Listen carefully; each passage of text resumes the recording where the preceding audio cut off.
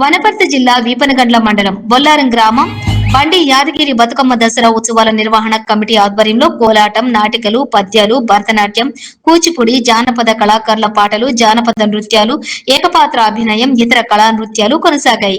ఈ సందర్భంగా ఉత్సవాల కమిటీ కన్వీనర్ ఎం నాగిరెడ్డి, ప్రజా సంఘాల నాయకులు మాట్లాడుతూ బొల్లారం గ్రామంలో తెలంగాణ సాయుధ రైతాంగ పోరాట యోధుడు, ప్రజా కళాకారుడు బండి యాదగిరి పేరు మీద ప్రజా కళలను ప్రోత్సహించాలన్న ఉద్దేశంతో ఈ గ్రామంలో ఉత్సవాలు నిర్వహించినట్లు తెలిపారు.